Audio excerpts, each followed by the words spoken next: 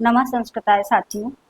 आज के इस शिक्षा सारथी के ऑनलाइन कक्षा में नित्य प्रति की भांति आप सभी का बहुत बहुत स्वागत है। और आप सब कैसे हो? आशा तो हमारी यही है कि आप सभी लोग अच्छे होंगे और अध्ययन के साथ साथ अपने स्वास्थ्य का भी ध्यान रखें, क्योंकि जब मन और शरीर स्वस्थ होगा तभी हमारा जो है मन पढ़ाई में लग पाएगा। तो कल हमने व्यंजन संधि तक अध्ययन किया था। आज हम विसर्ग संधि का अध्ययन करेंगे। अब विसर्ग संधि होती क्या है? संधि को आरंभ करने से पहले हम आपको ये बताएंगे कि विसर्ग के बाद या विसर्ग के साथ स्वर या व्यंजन का मेल होने पर जो परिवर्तन होता है उसे ही हम विसर्ग संधि कहते हैं। तो इसको हम लिख भी देंगे, विसर्ग संधि।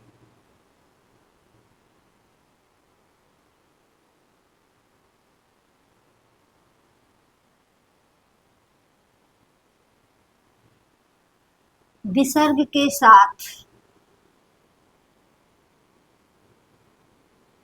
विसर्ग के साथ स्वर या व्यंजन का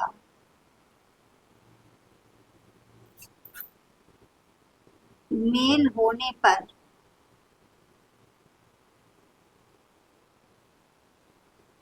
चाहे उसको विकार कह लो या उसको आप परिवर्तन कह लो, मेल होने पर जो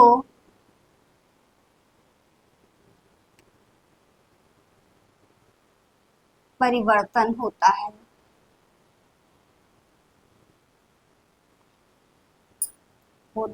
है उसे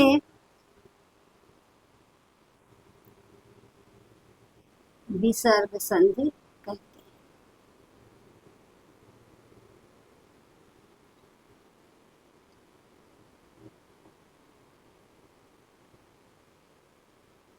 अब विसर्ग संधि में और क्या क्या होता है कि जो विसर्ग है वो हमेशा विसर्ग हमेशा किसी स्वर के ही बाद आता है, किसी स्वर के बाद ही आता है, अर्थात व्यंजन के बाद कभी नहीं। अर्थात व्यंजन के बाद कभी नहीं।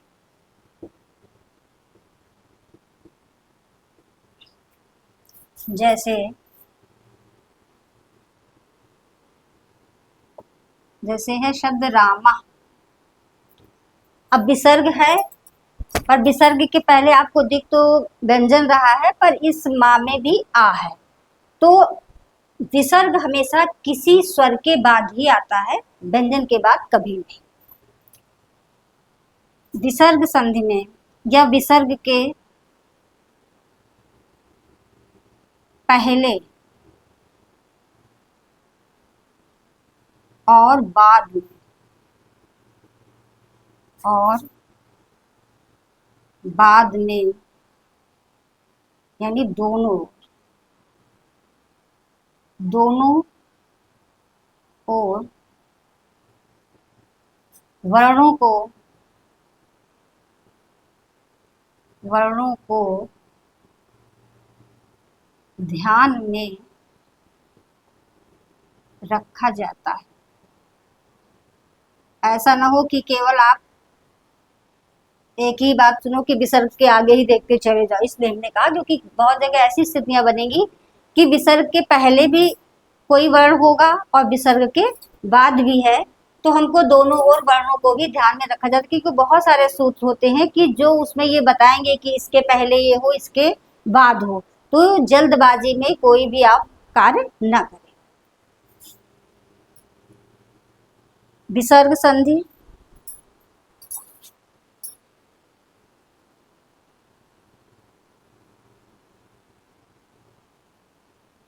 विसर्ग संधि में स्वर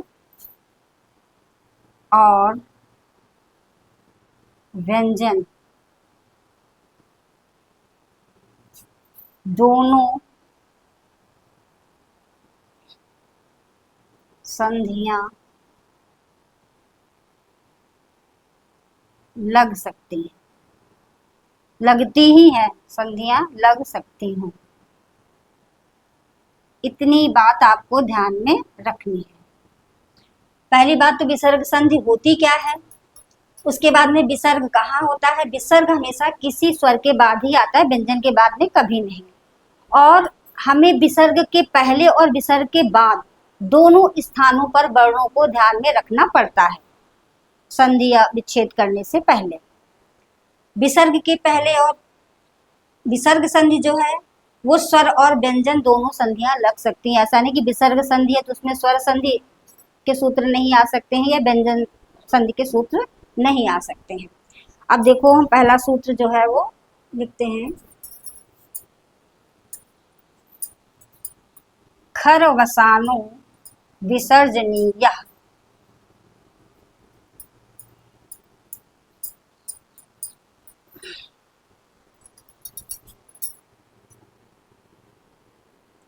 खरवसानो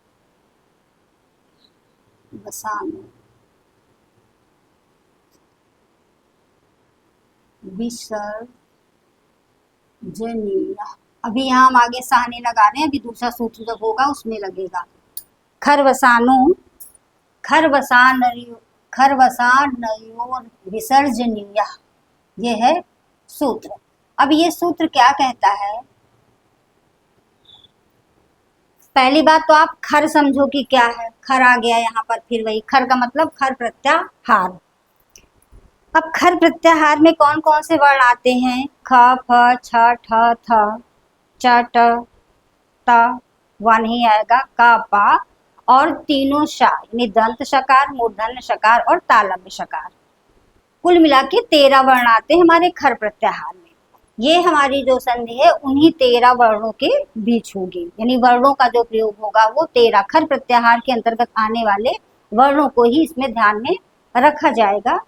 और जब अभी इसमें ऐसा नहीं है कि केवल व्यंजन ही व्यंजन, इसमें स्वर का भी मेल होगा, जैसे बताया ना कि स्वर और व्यंजन दोनों संधियां हो सकती है। तो ये सूत्र ये कहता है कि खर प्रत्याहार के अंतर्गत यदि काखा या पाफा आए, देखो 13 वर्ण है और 13 वर्णों का अलग अलग नियम होगा, बहुत कठिन नहीं है। इसमें से आप खुद ही देखो कि कुछ का तो कुछ बदलाव ही नहीं होता, कुछ में थोड़ा सा परिवर्तन होगा। कि खर प्रत्याहार के अंतर्गत आने वाले वर्ण काखा, पाफा। अब काखा को आप जुवा मूली भी कहते हो और पाफा को उपदमानी भी कहा जाता है, आप पहले वर्ण विचार में पढ़ चुके हो।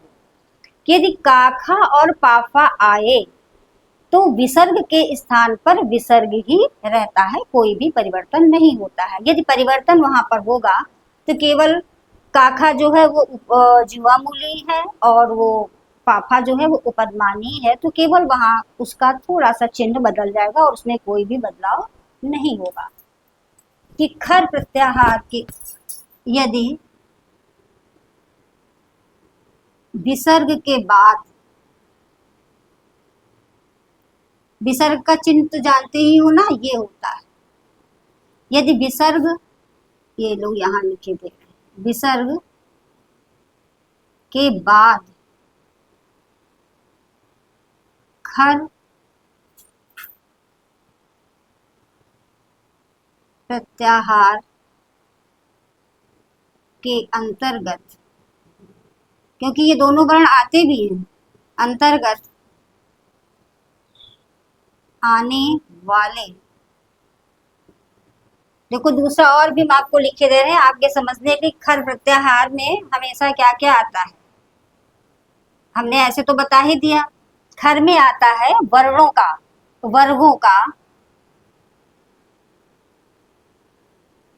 वर्गों का प्रथम और द्वितीय वर्ण, और ये और ये तीनों सा आ जाते हैं। तो कुल मिला के 5 हमारे वर्ग हैं, और तो 10 तो वो हमारे हो गए व्यंजन, और 3 ये हो गए। 3 जो है ये 13 टोटल जो है वो खर प्रत्याहार के आने वाले। प्रत्येक वर्ग का पहला और दूसरा वर्ण जो है वो खर प्रत्याहार में आएगा, केवल इतनी बात समझ लो। और ये आपका जो तालव्य शकार है, मूर्धन्य शकार है और दंत शकार है, ये तीनों जो शकार हैं ये भी आपके खर प्रत्याहार के अंतर्गत आते हैं। वर्गों का पहला और दूसरा वर्ण, हमने वर्ण नहीं लिखा, इससे समझ लेना कि वर्ण, और ये तालव्य, मूर्धन्य और दंत शकार आता है। तो यदि विसर्ग के बाद खर प्रत्याहार के अंतर्गत आने वाले वर्णों में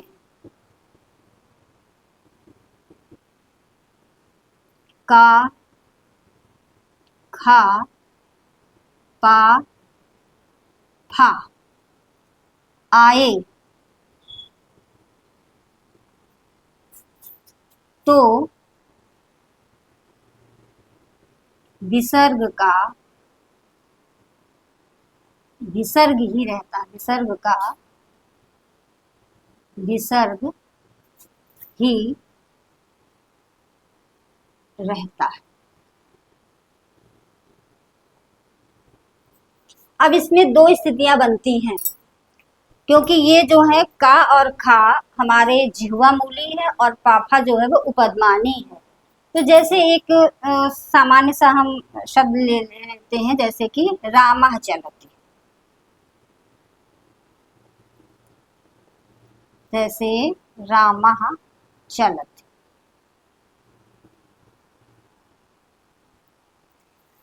अब यदि हम इसका करेंगे तो ये रामा चलति का रामा चलति ही रहेगा, ये पहली व्यवस्था बनती है। और दूसरी क्या होती है कि ये इधर हम लिख रहे हैं कि जो ये काखा है वो जिह्वा मूली है, जिह्वा मूली, ये जिह्वा मूली वर्ण कहे गए हैं क्योंकि इनका स्थान आप जान भी चुके हो। और जो ये पाफा है ये उपधमानी है, उपधमानी। अब उपधमानी में क्या होता है कि देखो, इसको हम और थोड़ा सा दूर पे लिख देते हैं जिससे आपको स्पष्ट समझ में आए। केवल इसके आगे जो है वो अर्ध विसर्ग लगता है, ये वाला, ऐसे करके हमने एक बार बताया भी था आपको, का और ये खा। ऐसे ही इसमें भी पा के पहले यदि अर्ध विसर्ग आए तो उपदमानी कहा जाता है, वैसे ही फा, फा के पहले जिह्वा मूली और उपदमानी है। अब दूसरी स्थिति ये बन सकती है कि हम विसर्ग के स्थान पर, हम इसको विसर्ग की जगह पर हम ये जिह्वा मूली या उपदमानी जो है वो कर सकते हैं। जैसे कि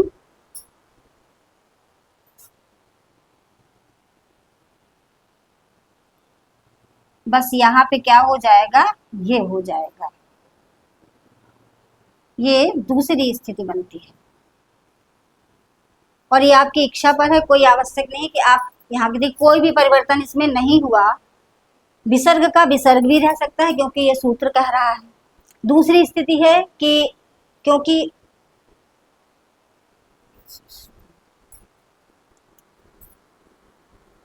रामा नहीं, यहाँ पे चलत नहीं होगा, यहाँ पे हम काखा या पाफा आएगा। तो जैसे रामा खादते है, रामा खादते,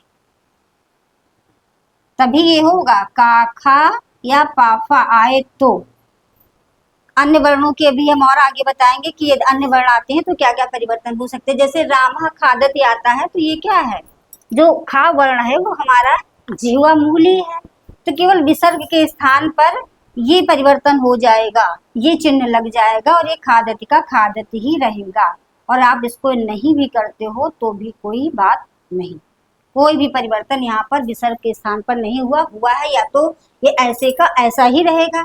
रामा खादती है तो रामा खादत ही रहेगा। और दूसरी स्थिति ये बनती है कि जैसे आप यहाँ पर ये इसका चिन्ह लगा सकते हो, ये खा जो है हमारा जीवा मूली है, तो जीवा मूली का आगे इसके चिन्ह लग गया है। ऐसे ही इतना तो स्पष्ट हो गया होगा। अब इसका दूसरा आप जो है वो खर केवल ध्यान में रखना कि जो हमने बताया कि खर प्रत्याहार के अंतर्गत कौन कौन से वर्ण आते हैं, इसमें कोई भी परिवर्तन नहीं रहेगा, विसर्ग का विसर्ग ही रहेगा। स्थिति बनती है दूसरी, चूंकि ये नियम है कि काखा या पापा आ रहा है तो केवल विसर्ग के स्थान पर जिह्वा मूली, जिसे हम अर्ध विसर्ग कहते हैं, या उपदमानी, यदि पापा आएगा तो हम उसके पहले का जो चिन्ह है उसको हम उपदमानी कह लेंगे, और काखा आता है तो हम विसर्ग के स्थान पर वही वाला चिन्ह लगा देंगे। और नहीं यदि हमारा करने का मन है तो जैसा है वो वैसा ही रहेगा, विसर्ग का विसर्ग ही रहेगा। अब एक सूत्र है विसर्जनीयस्य सा, विसर्जनीयस्य,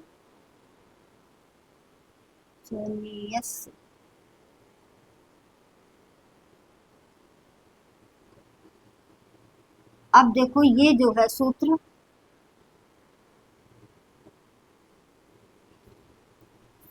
ये सूत्र का कहना है कि यदि विसर्ग के बाद खर प्रत्याहार का कोई वर्ण आ रहा हो तो उसको सा हो जाता है, विसर्ग के स्थान पर सा हो जाता है।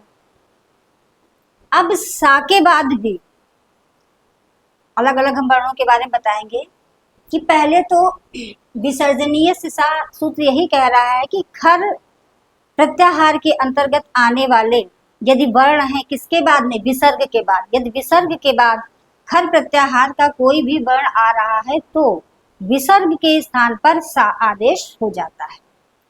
और यदि उस सा वर्ण के बाद भी चा या छा आ रहा है तो उस जगह आपने भी इस्तो इश्चु संधि पढ़ी थी, व्यंजन संधि, तो वहां पर इश्चित संध होकर के उस सा को तालव्य शकार हो जाता है। तो देख लो, इसके नियम ऐसे पॉइंट वाइज हम दिखाते जाएंगे क्योंकि ये हर जगह विसर्जनीय से सा लगा है, केवल वर्ण आपके बदलते जाएंगे कि यदि विसर्ग के बाद, विसर्ग के बाद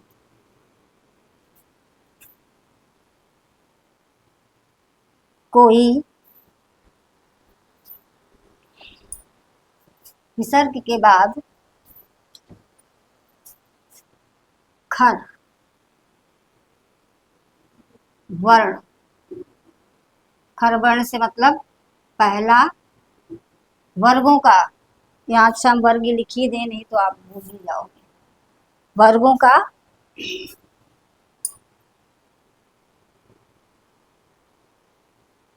वर्गों का पहला दूसरा वर्ण और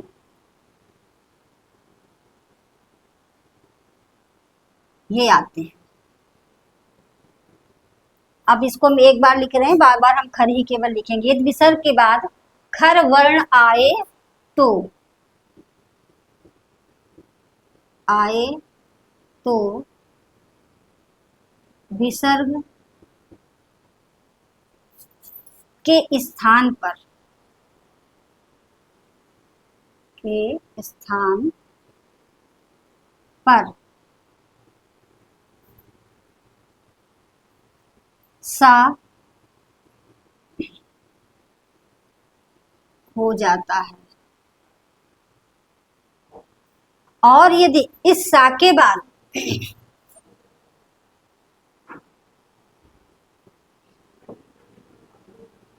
उसके बाद, उसके बाद यदि, उसके बाद किसके बाद, सा के बाद यदि चा छा आए तो इस ये सही नहीं चल रहा हमको लग रहा है।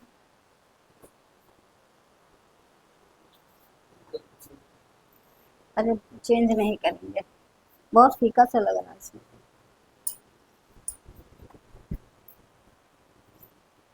चाचा आए तो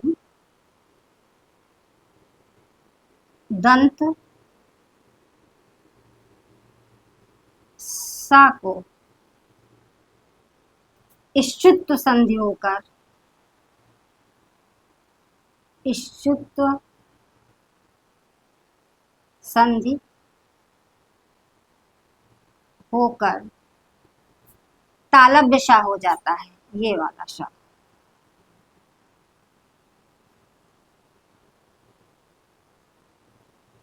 तालव्य सा हो जाता है।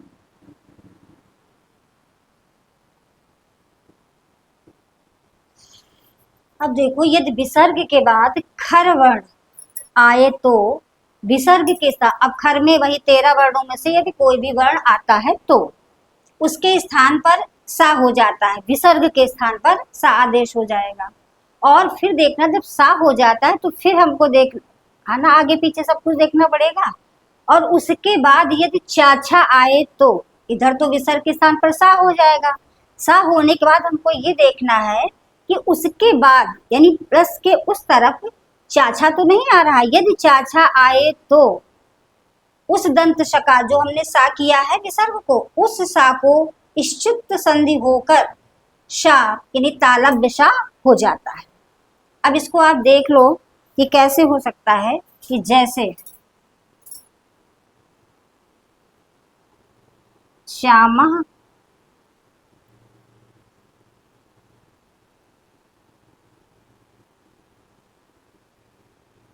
श्यामः चलते हैं।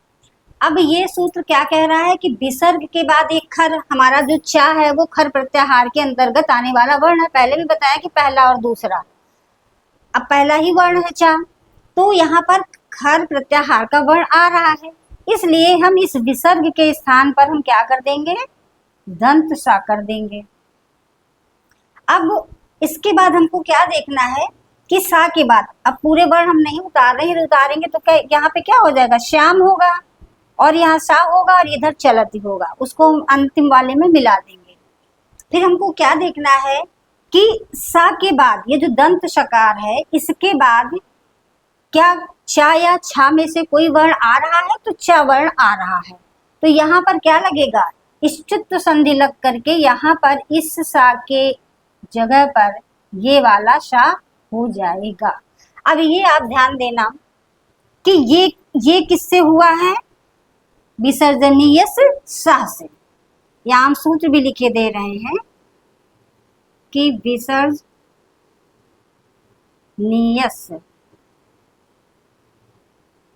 सा से विसर्ग को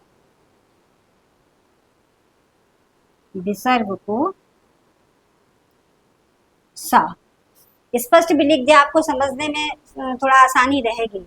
अब ये वाला सा कैसे आया, इस्तो इश्चुना शिशु से, इस्तो इश्चुनाश इश्चु, ये आप सूत्र बोर्ड में पढ़ चुके हो। पहला ये जो सा हमको कहाँ से मिला, विसर्जनीय से, विसर्ग के बाद, इस विसर्ग के बाद ये खर प्रत्याहार का वर्ण था, इसलिए इस विसर्ग को सा आदेश हो गया। अब जब सा के बाद में चाचा आया तो इस सा के स्थान पर ये तालव्य शकार हो गया, और हम जब इसको मिला देंगे तो क्या बन जाएगा, श्याम, तो यही उतर आया। अब ये वाला यहाँ पर चाहे हम इसको आधा सा लिख दें और चाहे सा को हम हलंत लिख दें, श्यामश चलत, ये रूप बन जाएगा।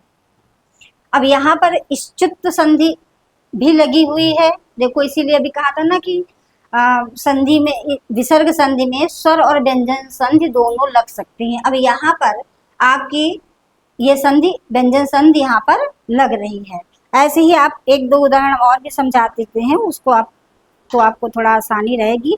कोई बहुत बड़ी बात नहीं है, केवल ये ध्यान रखना है कि पहले तो विसर्ग के बाद ये देख लेना कि खर प्रत्याहार का वर्ण है कि नहीं।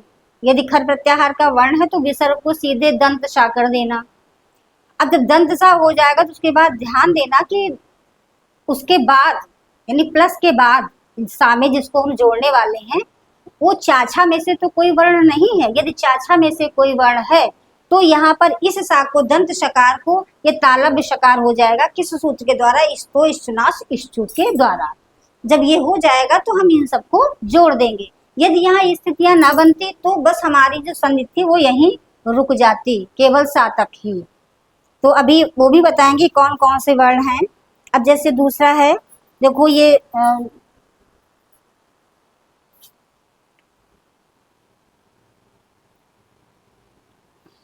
भानु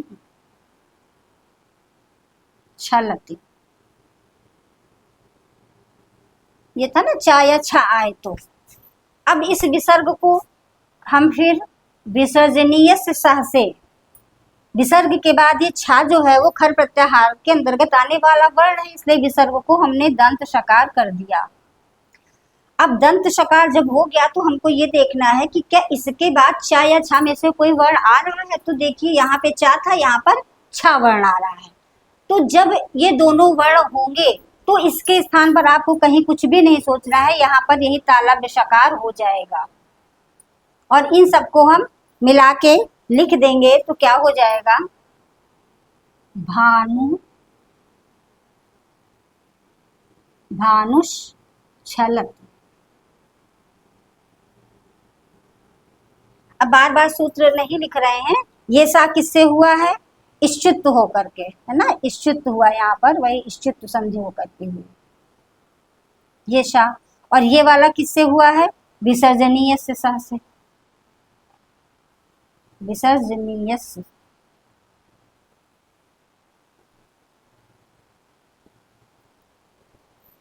समझ में आई बात? बस ये ध्यान रखना कि विसर्ग के स्थान पर पहले तो हम सीधे उसको हम दंत शकार कर देंगे क्योंकि ये सूत्र भी कहता है। और जब दंत सा होगा तो आप देख लेना कि उसके बाद में ये चाछा तो कोई वर्ण नहीं आ रहा, ये चाछा वर्ण है तो वहां फिर उसमें से बहुत ज्यादा ध्यान नहीं लगाना है। बस उस दंत शकार को आपको तालव्य शकार कर देना है और फिर जब तालव्य शकार हो जाएगा उन सबको मिला करके आपको लिख देना है। अब देखो ये तो था इश्चित्व का यहाँ पे प्रयोग हुआ। अब आगे देखो व्यंजन संधि उसमें भी लगे कि इष्टत्व। यदि यहाँ चाछा आ रहा है, यदि वहां पे टाठा आ जाए तो वहां पर क्या हो जाता है? मूर्धन्य शकार हो जाता है। बस इतना ध्यान रखना। आपने इसके पहले भी इष्टुना इष्टु जो है वो संधि व्यंजन संधि में आपने पढ़ी है।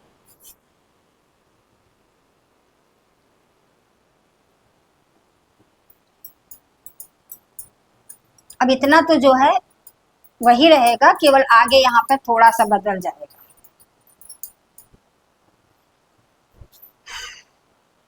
तो विसर्ग के स्थान पर दंत शकार इसको बोलते हैं, दंत शा हो जाता है।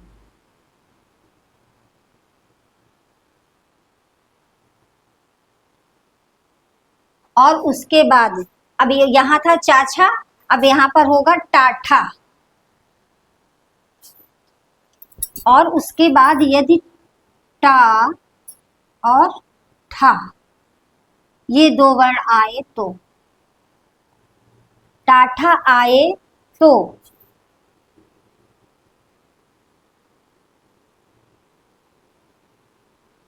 दंत सा को,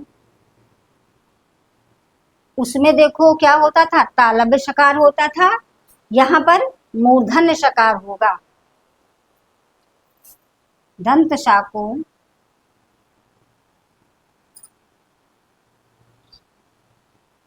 मूर्धन्य शा हो जाएगा। हो जाएगा लिख लो, चाहे जाता है।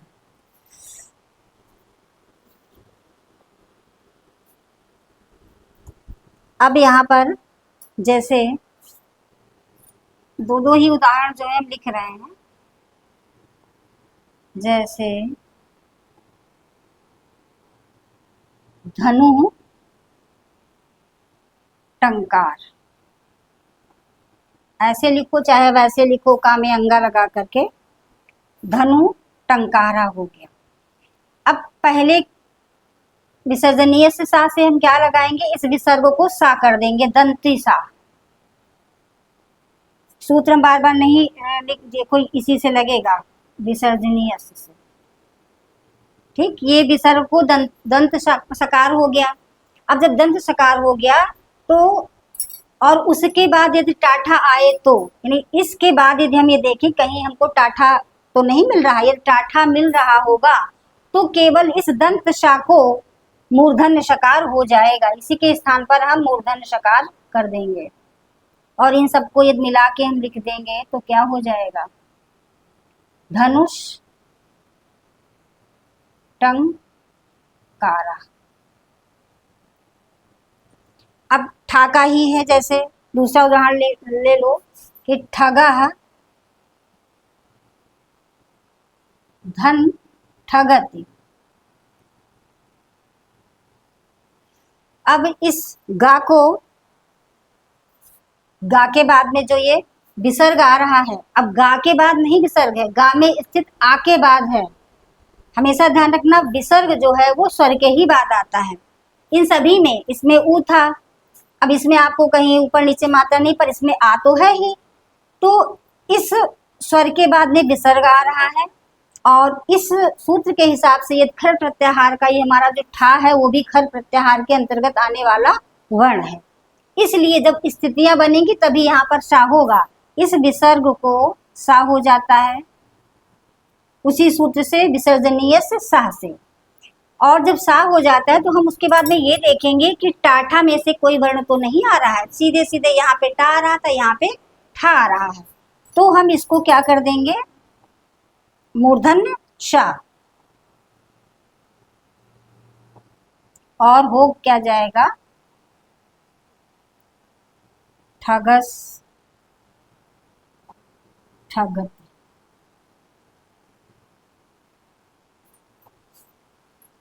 ठीक है, अब यहाँ पे क्या लगा है, अब ये ध्यान रखना कि ये तो विसर्जनीय से सा से लगा था, अब ये है इष्टुना इष्टु से, इष्टुना इष्टु। इसके पूर्व में सूत्र आप पढ़ चुके हो। ये जो मूर्धन्य शकार आया है वो हमारा इष्टुना इष्टु से, वो सूत्र क्या कहता था कि यदि इस्तो सकार और ता वर्ग का संयोग जो है हमारा इन से हो रहा हो, तो मूर्धन्य सकार से टा वर्ग से तो क्या हो जाए, शकार हो जाए और ये हो जाए। तो अब देखो, इसी इष्टुना इष्टु से ही ये हमको दंतिशा के बाद में, क्योंकि जो ये सा है भाई, स्तोह में क्या था, जो पहला स्तोह का जो पहला वाला था वो वर्ण दंत सकारी था, वो सूत्र यही तो कहता था कि दंत दंती सा का यदि मूर्धन्य शकार से हो मेल तो मूर्धन्य शकार हो जाएगा, यदि तालव्य शकार से हो तो तालव्य शकार हो जाएगा। यहाँ पर ये जो वर्ण है वे इसके अंतर्गत है, और क्या था, इष्टुना और टा वर्ग हो, तो अब यहाँ पर हमको टा वर्ग का है और ठा भी हमारे टा वर्ग का है, इसलिए यहाँ पर इष्टुना इष्टु से यहाँ पर इष्टुत्व हुआ है, इष्टुना इष्टु से मूर्धन्य शकार। बस इतना आप ध्यान रखना। आपको ध्यान क्या रखना है कि यदि जब हमारी ये सा वाली प्रक्रिया, दंत सकार वाली प्रक्रिया कंप्लीट हो जाए, यानी विसर्ग के बाद सा हो जाए, फिर उसके बाद में आपको ये देखना है कि यदि चाछा वर्ण आता है तो वहाँ पर आपका तालव्य शकार हो जाएगा, और यदि टाठा आता है तो मूर्धन्य शकार हो जाएगा, कोई बहुत कठिन बात नहीं। और देखो, काखा पाफा में कुछ करना ही नहीं करना, आपके 4 वर्णों का हिसाब किताब हो गया पूरा, कि काखा पाफा आता है विसर्ग के बाद तो कुछ भी परिवर्तन नहीं होगा, जैसा है वो वैसा ही रहेगा। दूसरी स्थिति ये भले बन सकती है कि उपदमानी या जीवा मूल, उसमें वही अर्ध विसर्ग वाला, वो जल्दी से ऐसी स्थितियां नहीं हो सकता कभी आए, तो आप यही बता दो कि उसमें ये वाला सूत्र लगा हुआ है। और दूसरे आपका आया टाठा और चाछा। तालब शकार कहाँ पर होगा कि जहां दंत शकार के बाद में हमको चा और छा मिल रहे होंगे, वहां पर इस सा के स्थान पर तालब शकार हो जाएगा। और यदि इस दंत शकार के बाद में टाठा मिल रहा है तो इस सकार के स्थान पर, दंत शकार के स्थान पर मूर्धन्य शकार हो जाएगा। हमारे हिसाब से आपको इतनी चीजें स्पष्ट हो गई होंगी। अब यही थोड़ा इष्टित्व और इष्टित्व वाला ही थोड़ा सा ध्यान देने वाला था, इसलिए हमने थोड़ा इसमें ज्यादा टाइम लगाया। बहुत कठिन नहीं है, बहुत सरल संधि है ये। इसमें कतिपय ही सूत्र लगते हैं, क्योंकि काफी वर्ण तो ऐसे ही हो जाते हैं कि उसमें कहते कुछ भी परिवर्तन नहीं होगा। अब वो बिल्कुल साधारण, उसमें आपको न इष्टित्व करना है और न इष्टित्व करना है। जो अगला उदाहरण है,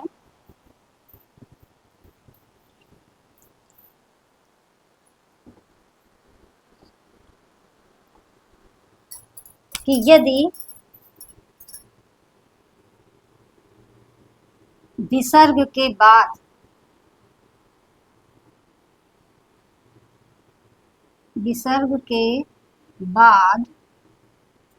ता और था, ता था। अब ये भी ता था भी जो है आपके खर प्रत्याहार के अंतर्गत ही आने वाला वर्ण है। ये नहीं समझना कि हमने ऐसे ही लिख दिया, चाहे हम आगे और भी लिख दे, खर प्रत्याहार के अंतर्गत आने वाले वर्ण, ये भी लिख दे। विसर्ग के बाद खर के अंतर्गत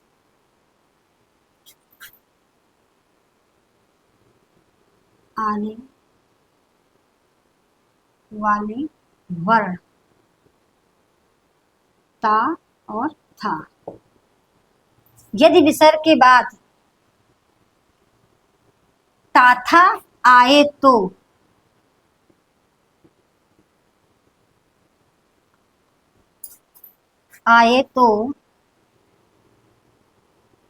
विसर्ग के स्थान पर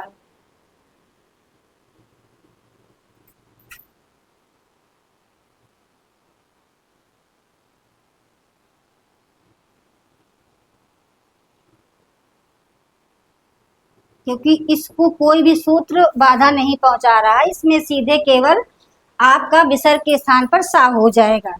अब इसमें देखो, जैसे यशः तनोति,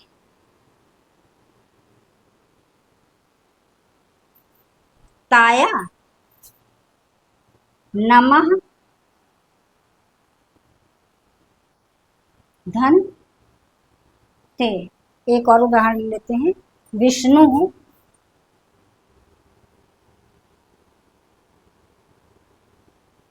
धन त्राता, चाहे ऐसे लिख लो चाहे वैसे। त्राता ता और रा मिल करके बनता है, ये बात का ध्यान रखना। त्राता। अब देखो इस सूत्र ने क्या किए थे कि विसर्ग के बाद खर के अंतर्गत आने वाले वर्ण, अब ये खर की बात चल रही है, सीधे से ये यदि विसर्ग के बाद ताथा आए तो विसर्ग के स्थान पर सा हो जाता है। बस यहाँ और आपको कुछ भी नहीं करना है, विसर्ग के स्थान पर सा करना है। और ये किससे हो जाएगा? विसर्जनीय सा से। वर्ण बदल रहे हैं, केवल सूत्र वही है, ठीक है। और जब ये सा हो जाएगा तो हम जब इसको, तो क्या हो जाएगा? यशस, यस तो यही उतर आएगा और ये वाला इसका सा यहाँ आ जाएगा और ये तनोति हो जाएगा। यशस तनोति। ऐसे ही विसर्ग के स्थान पर सा और पूरा ये नमः और ये सा, विसर्ग का यहाँ पे आ गया सा, और ये ते उतार आया, नमस्ते बन गया। अब ये जितने भी विसर्ग के स्थान पर जो दंत सा आया है वो विसर्जनीय से साह से आया है। ऐसे विष्णु, इसमें विसर्ग नहीं लगाया था, देखो विसर्ग के ही स्थान पे होगा, ये ध्यान रखना हमेशा, कहीं ना ऊ के स्थान पर न ड़ा के स्थान पर, विसर्ग के ही स्थान पर। अब यहाँ पर भी आ जाएगा आपका सा, और फिर हम इसको जब मिला देंगे, विष्णु स त्राता बन जाएगा। ये तो बहुत सरल है। अब देखो आपके कितने वर्ण हो गए, काखा निकल गया, पाफा निकल गया, और आपका चाछा भी हो गया और टाठा भी हो गया। अब ये ताथा था, ताथा में ना आपको इष्टित्व करना ना इष्टित्व, क्योंकि कोई भी यहाँ पर स्थितियां ही नहीं बन रही हैं। सीधे विसर्ग के बाद में ये ताथा आए तो विसर्ग के स्थान पर आपको सीधे ये दंत शा कर देना है और उन सबको मिला करके लिख देना है। अब आप ये खुद भी देखना कि यदि कहीं भी ये आपको मिल रहा है तो वहां समझ लेना कि कोई भी ना तो इष्टित्व हुआ है, ना जो है ना इष्टित्व हुआ है, वो केवल सा ही हुआ। और आगे कहीं वो वाली स्थितियां बनती तो आगे परिवर्तन होता, नहीं तो यहीं का यहीं रुक जाता। अब एक और सूत्र है, उसको थोड़ा सा देख लो, वो थोड़ा सा आज ही उसको हम करा देते हैं। जो बात इन सारी चीजों को बाध्य करके यदि कोई सूत्र प्रवृत्त होता है तो वहां पर सूत्र में परिवर्तन हो रहा है। बस इतना आप ध्यान रखना, काखा पाफा में तो कुछ होना नहीं है। चाचा आए तो इष्टित्व कर देना है, पहले तो आप सा करोगे ही, विसर्ग को पहले तो सा करना ही करना है आपको, विसर्जनीय से सा से। यदि चाछा आए तो इष्टित्व हो जाएगा, टाठा आए तो इष्टित्व हो जाएगा, ताथा आए तो केवल आपको विसर्ग के स्थान पर केवल दंत शकार कर देना है और कुछ भी नहीं कर देना और मिला के लिख देना है। अब एक अग्रिम सूत्र है वासरी।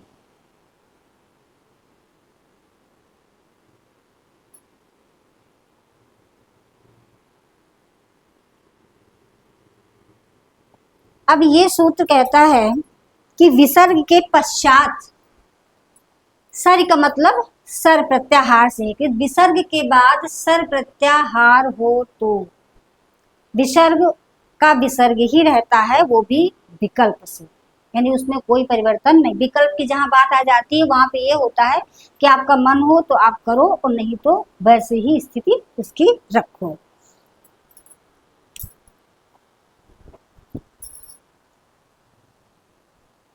यदि विसर्ग के बाद, विसर्ग के बाद सर प्रत्याहार, सर,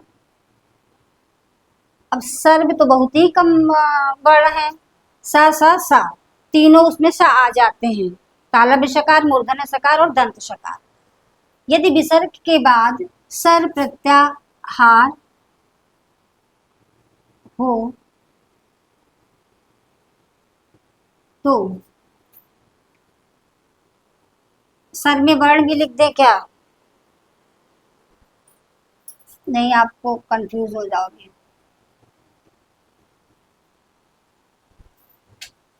शर, ये और ये,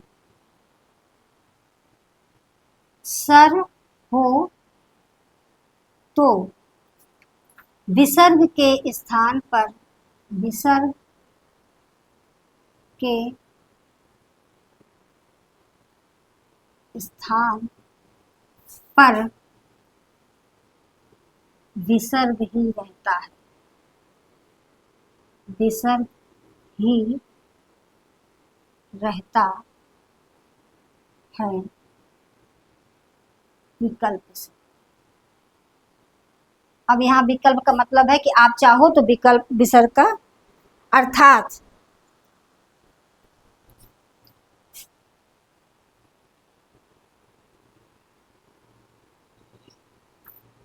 विसर्ग के बाद विसर्ग के बाद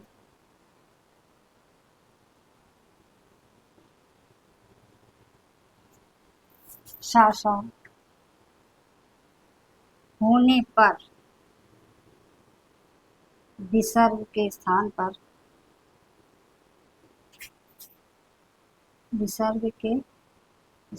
पर यही रहेगा। सा सा सा सा हो जाते हैं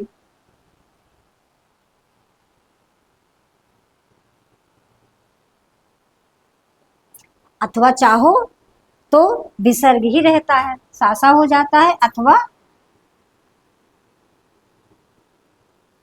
विसर्ग ही रहता है।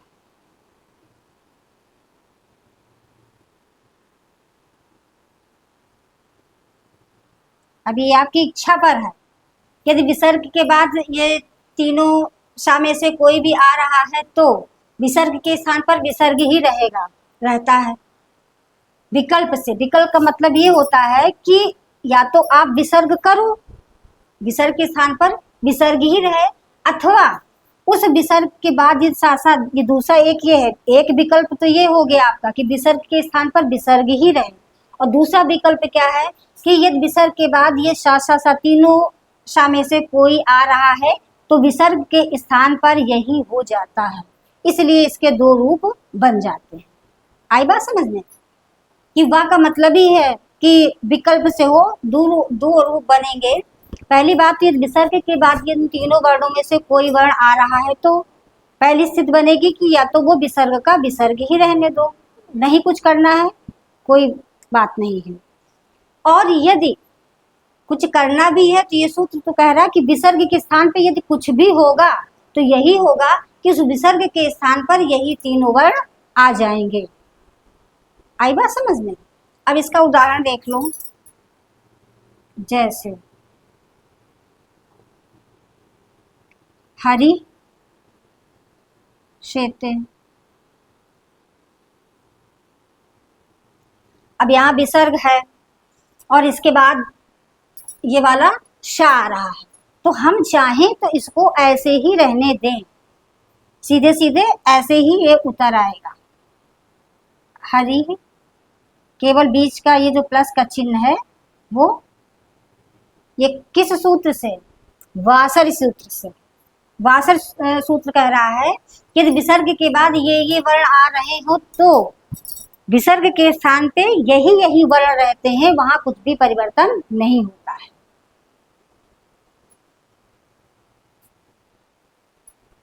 ये होगा वासर सूत्र से।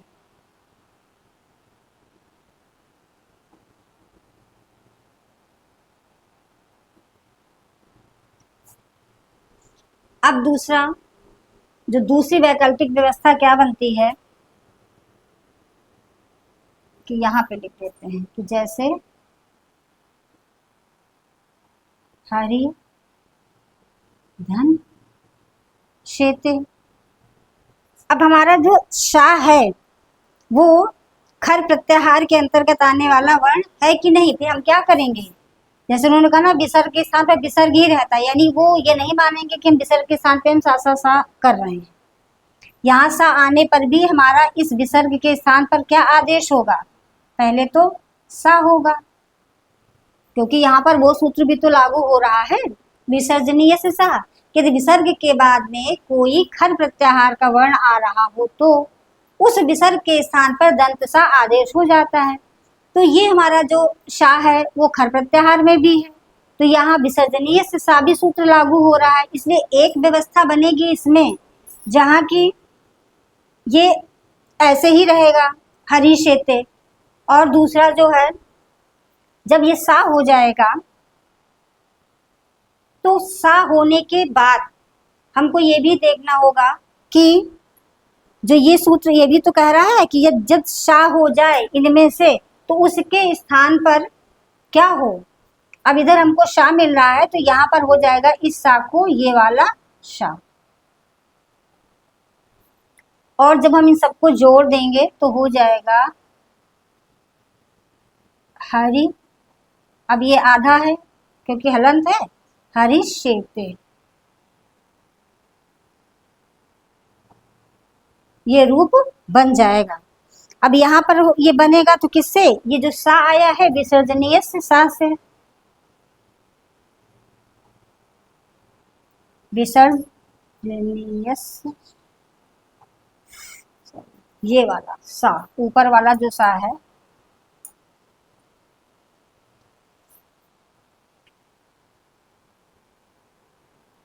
विसर्ज, भाई देखो इस सा को, ये सा कहाँ से हुआ, आपका इस तो इश्ना जो सूत्र था वो यही तो कहता था कि दंत शा के का मेल यदि तालव्य सा से हो रहा है तो उस दंत सा के स्थान पर तालव्य सा हो जाए। तो यहाँ पर हमको वो स्थितियां यहाँ पर मिल रही हैं। यदि हम इसको बहुत अलग अलग अभी देखो अलग अलग करके लिख देते हैं तो आपको लगेगा कि इस सा के बाद फिर शेते आ रहा है, तो सा का मेल हमारा सा से होने लगता है, इसलिए यहाँ पर ये हुआ विसर्जनीयस, विसर्जनीयस,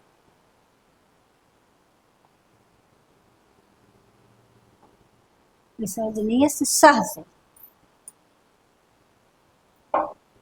विसर्जनीयस सह से विसर्ग को सा, विसर्ग के स्थान पर दंत शकार हुआ।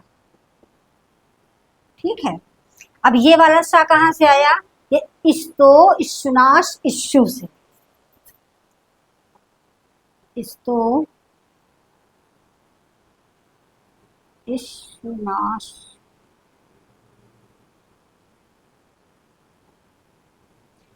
ये सूत्र यही तो कहता है कि यदि इधर जो है वो दंत शकार हो और उसका मेल यदि तालव्य शकार से हो रहा हो तो उसके स्थान पर ये आदेश हो जाता है, दंत शकार को तालव्य शकार हो जाता है। तो हमारी जो पहली कि विसर्ग के स्थान पर विसर्ग ही रहेगा, वो भी विकल्प से, यानी विसर्ग के बाद जो है वो, अब यहाँ पे क्यों, अब ये भी देखिए उसी के ही हिसाब से तो है। अब क्योंकि यहाँ पर ये जब विसर्ग को हमने सा किया तो हमारी ये स्थितियां भी बनने लगी कि ये और ये सा मिलने लगा, जब ये सा और ये सा मिलने लगा तो इस्तो इश्नास इश्यू से हमको ये इसको रूप देना पड़ा।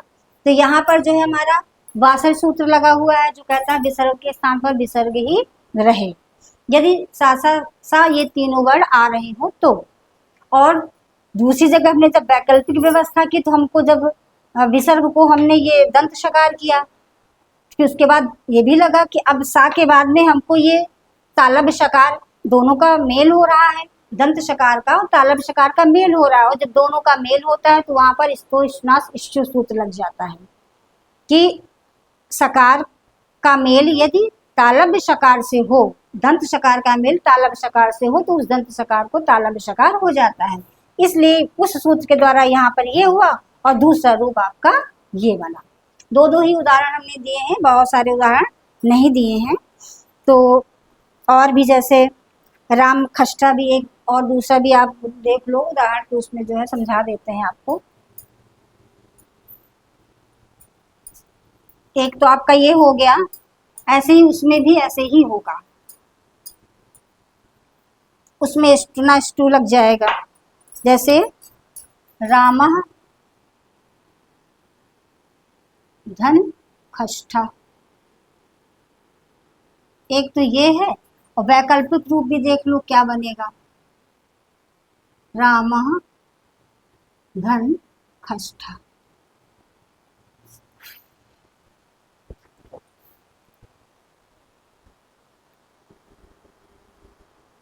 अब विसर्ग के बाद ये हमको मूर्धन्य शकार मिल रहा है कि नहीं मिल रहा, तो यहाँ पर हमारा वासरी भी लगेगा जो कहता है कि विसर्ग के स्थान पर विसर्ग ही रहे, और दूसरे शब्दों में यदि उसके बाद वो हो रहा हो तो सा हो जाए, पर सा ऐसे सीधे नहीं आ जाएगा, उसमें हमको वो प्रक्रिया करनी पड़ेगी। यदि हमको वासरी लगाना है तो सीधे सीधे ऐसे ही हो जाएगा, रामा धन हटा देंगे और खष्ठा बन जाएगा।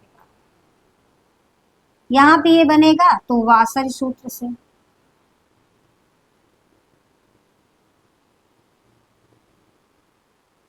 देखो प्रश्न क्या पूछ सकते हैं आपसे कि जब ये रूप दें या ये रूप दें, तो ये कह सकते हैं कि यहाँ पर किस सूत्र के द्वारा विसर्ग में किसी भी तरह का कार्य नहीं हुआ, तो नहीं कार्य हुआ है तो वासर सूत्र से हुआ है। काखा पाफा में आ जाए तो ध्यान दे लेना कि वही खरवसानो विसर्जनीय, उसमें सा नहीं लगा है, खरवसानो विसर्जनीय केवल सूत्र। अब दूसरा क्या बनता है, इसमें धन का चिन्ह लगा देंगे। अब यहाँ पे विसर्ग है, अब विसर्ग के स्थान पर हमको किससे, विसर्जनीय से सा से इस विसर्ग को सा आदेश करना पड़ेगा, विसर्जनीय, क्योंकि जो ये जो मूर्धन शकार है ये भी तो हमारे खट प्रत्याहार के अंतर्गत आ रहा है, और वो सूत्र भी यही कहता है कि विसर्ग के बाद में कोई खट प्रत्याहार का वर्ण आए तो उस विसर्ग को दंत शकार हो जाता है। तो यहाँ पर ये किससे हुआ, विसर्जनीय से, विसर्जनीय। हम लिखे दे रहे हैं आपके याद करने के लिए, ठीक है, नहीं तो एक बार समझना पर्याप्त है। सीधे यदि विसर्ग के बाद में कहीं भी विसर्ग के बाद यदि खर प्रत्याहार का वर्ण है उसके स्थान पर यदि सा आ रहा है तो सीधे सीधे विसर्जनीय से सा से ही आएगा और किसी सूत्र के द्वारा नहीं आएगा, विसर्जनीय से सा।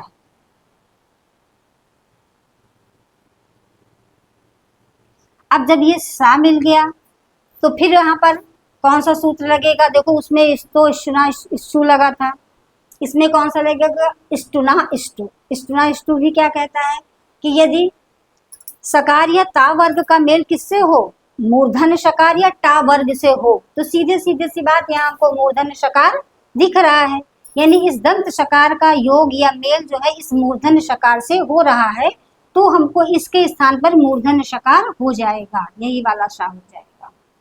और जब हम इसको मिला देते हैं तो क्या बन जाएगा, राम का ये राम ही रहेगा, ये आधा आ जाएगा और ये पूरा आ जाएगा।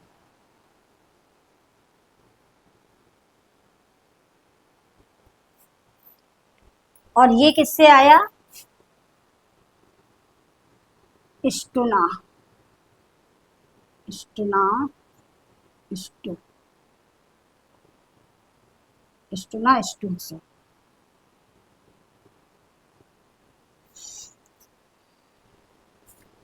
अब हमारे हिसाब से आपको जो है वो संधि जो है वो स्पष्ट हो गई होगी।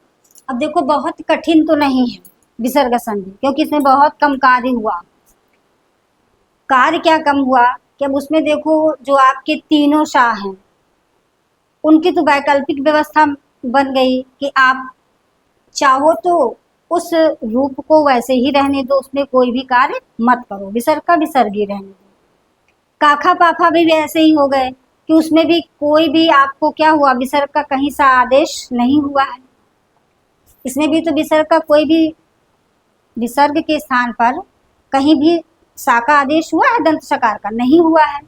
तो देखो ये आपके वर्ण तो तीन तो ऐसे, ये आपका मूर्धन्य शकार। अब ये तो कह दो कि जो दूसरा रूप, क्योंकि जब विकल्प की बात हो जाती है तो हमें दूसरा रूप भी बताना पड़ता है, तो ये तो वैकल्पिक व्यवस्था, आप चाहो तो केवल इसको ऐसे ही रहने दो, और यदि आपको ये रूप बनाना, जब आपको ये रूप बनाना पड़ेगा, बनाना होगा तो आपको ये वाले सूत्र का प्रयोग करना ही पड़ेगा, ऐसे डायरेक्ट कहीं भी कोई भी चीज आप यहाँ पर नहीं कर सकते हो।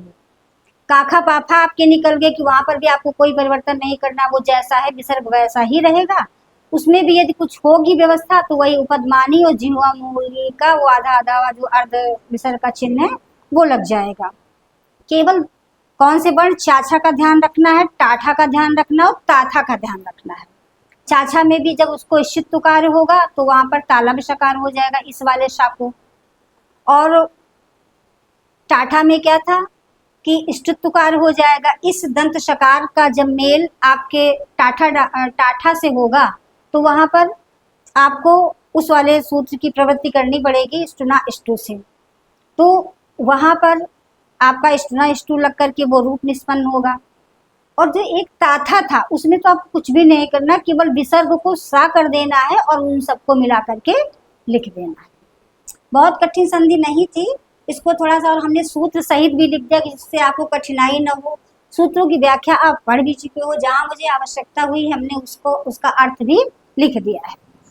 तो बस आज के लिए इतना ही। कल हम आगे की विसर्ग संधि का अध्ययन फिर से करेंगे, और तब तक के लिए नमो नमः। नमः संस्कृत।